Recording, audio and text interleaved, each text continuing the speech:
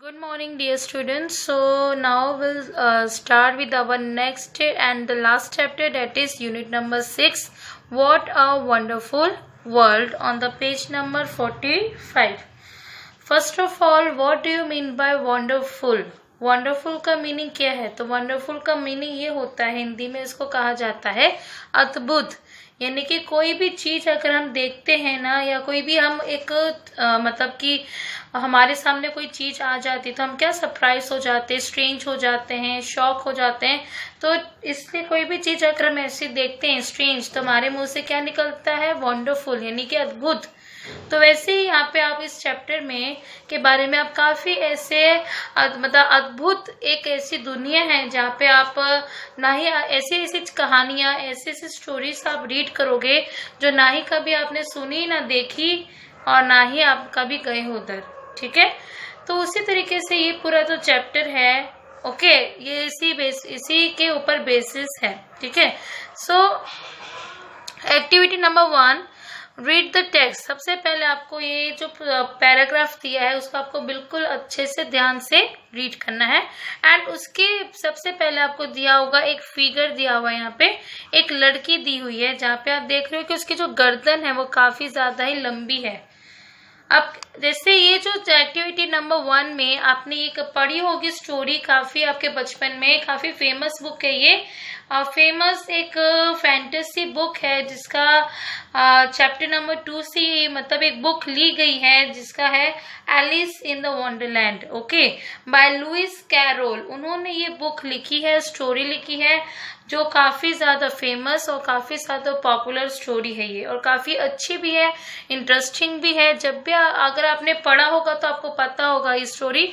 अगर नहीं आपने कभी रीड किया है तो आप जरूर रीड कीजिएगा। ठीक है, आप अगर लाइब्रेरी है तो उसमें आप बुक्स लेके बोरो करके आप ये बुक रीड कर सकते हो, या फिर आप गूगल कर सकते हो। बहुत अच्छी स्टोरी है। अब इसमें क्या होता है कि अभी हम स्टार्ट करते हैं, तो जैसे से आपको आगे आगे पता चलेगा कि होता क्या है। Curiouser and curiouser, cried Alice, she was so much surprised. अब क्या होता है क्यूरियसर एंड क्यूरियसर, इसका मीनिंग क्या है? ये एक एक्सक्लेमेटरी एक्सप्रेशन है, जैसे लाइक वाओ, मतलब, और वो एलिस जो है वो एकदम रोते हुए कह रही थी कि क्यूरियसर एंड क्यूरियस, यानी कि एकदम शॉक हो गई थी, सरप्राइज हो गई थी। क्यों सरप्राइज हो गई थी? काफी ज्यादा ही मतलब कि सरप्राइज हो गई थी, क्योंकि that for the moment she quite forgot how to speak good English. और लगभग ऐसा मोमेंट आ गया था कि वो मतलब कि जो प्रॉपर इंग्लिश बोलना भी वो भूल गई थी। वो इतनी ज्यादा शॉक और इतनी ज्यादा अमेज हो गई थी, सरप्राइज्ड हो गई थी। क्यों? क्योंकि क्या होता है कि उसके जो मतलब कि ये जो लड़की होती है एलिस, ये अपने आप को देखकर काफी मतलब कि आश्चर्यचकित हो जाती है कि ये मेरे साथ हो क्या गया, ये मेरे बॉडी में क्या क्या चेंजेस आ गया।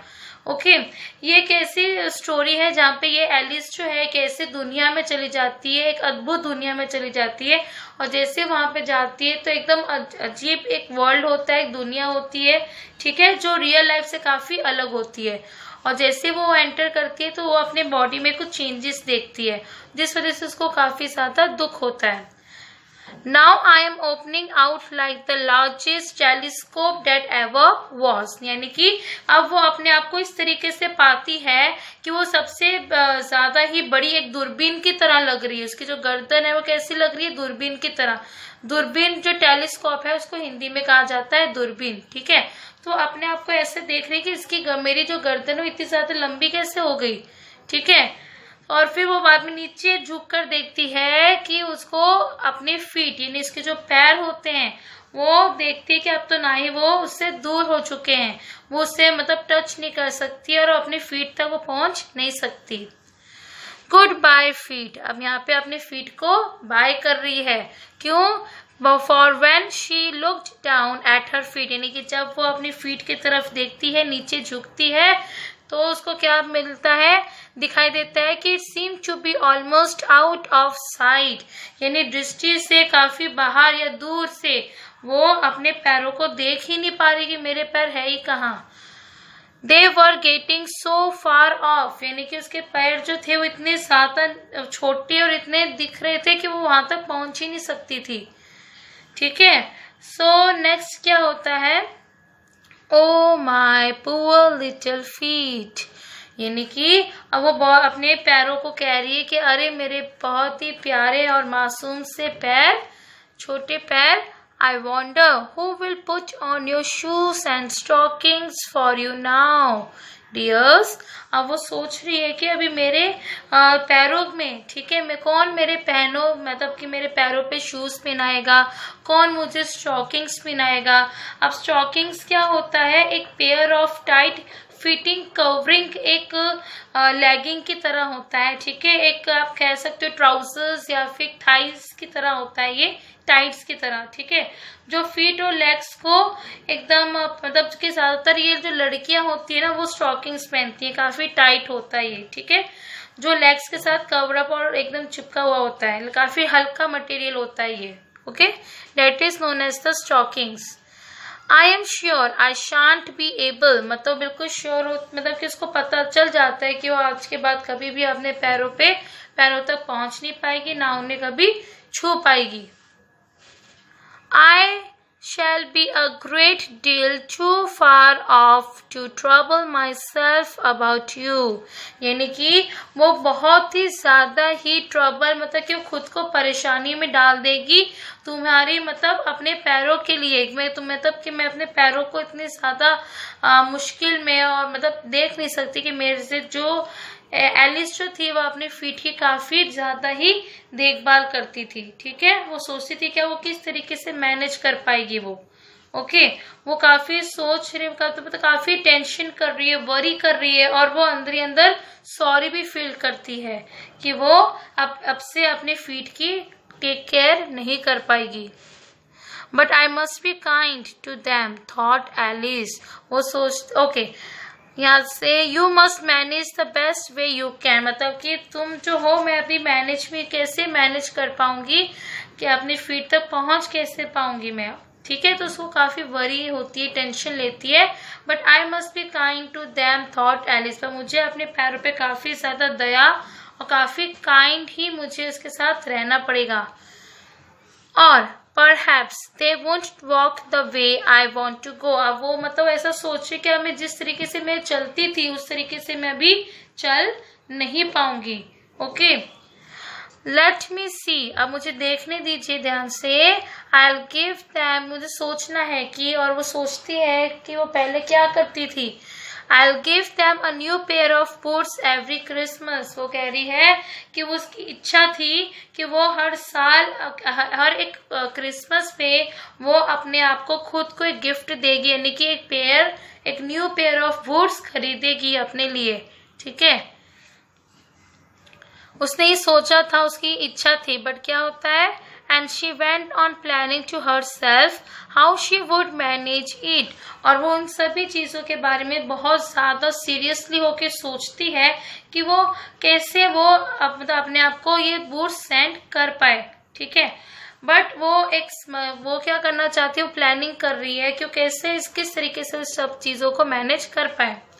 Day must be go by the carrier मतलब कि एक फ्राइट कैरियर होता है। ठीक है, जहां से आप अपने मतलब चीजों को ट्रांसपोर्ट कर सकते हो थ्रू पोस्ट। ठीक है, तो उस तरीके से वो सोच रही कि मैं किस तरीके से अपने आप को मतलब गिफ्ट दे सकूं। And how funny it all seem sending presents to one's own feet.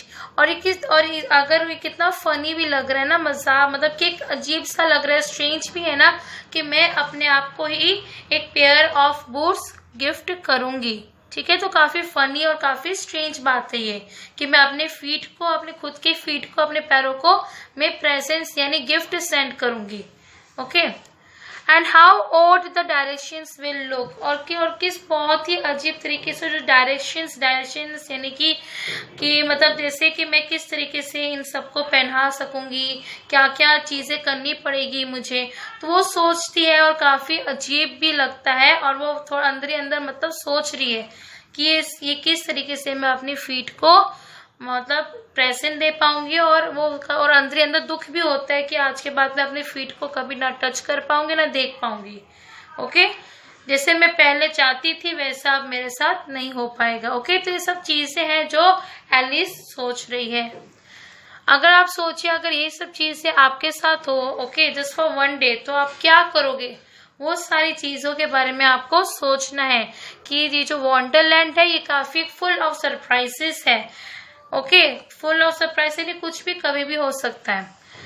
Imagine you are Alice. अब आपको इमेजिन करना है कि आप एलिस हो, तो what present will you send to your feet? क्या प्रेजेंट यानी गिफ्ट क्या सेंड करोगे आप अपने आप को, मीन्स अपने फीट को कौन सा एक प्रेजेंट आप सेंड करोगे? तो मैंने यहाँ पे लिखा है I will send different kinds of shoes and stockings for my feet. Okay okay, so मतलब I will send different kinds of shoes and stockings for my feet, यानी कि मैं क्या सेंड करूंगी? अलग अलग तरीकों के अलग अलग वेराइटीज के शूज और स्टॉकिंग्स मैं अपने फीट को मतलब अपने पैरों को गिफ्ट करूंगी। एंड और क्या सेंड करूंगी मैं? I will also send moisturising cream, और मैं मॉइस्चराइजिंग क्रीम भी सेंड करूंगी। Then what write the directions that you would put on your present, यानी कि क्या क्या डायरेक्शंस क्या क्या टैग लाइन आप अपने प्रेजेंट के ऊपर लिखोगे और सेंड करोगे खुद को। तो पहला है go out with full stockings on, यानी कि आप पूरे स्टॉकिंग्स पहनकर आप बाहर निकलो, बाहर घूमो, ठीक है। देन नेक्स्ट है put on shoes matching with the dress, कोई भी शूज पहनोगे तो मैं ड्रेस की मैचिंग के साथ पहनना। Then third take care when you put on high heeled shoes, आपको बहुत ध्यान रखना पड़ेगा कि अगर आप एक हाई हील्ड शूज पहन रहे हो तो। Fourth apply moisturising cream not to let dry in cold, और अभी आपको अपने पैरों को भी एक मॉइस्चराइजिंग क्रीम लगानी है ताकि वो ठंड के मौसम में ड्राई ना हो सके, ठीक है। देन उसके बाद क्या लिखा है share your ideas with your classmate, ये सब चीज आप आइडियाज अपने क्लासमेट के साथ शेयर कीजिए। Do they have any unusual ideas for presents that you didn't think of list to such presents, क्या आपके क्लासमेट ने आपके अलावा भी कोई ऐसी चीजें सोची हैं जो आपने नहीं सोची है? अगर कुछ ऐसा डिफरेंट है तो आप ये प्रेजेंट्स यहाँ पे लिख सकते हो, जैसे मैंने लिखा है, आप अपने वर्ड्स में बना के भी लिख लीजिएगा।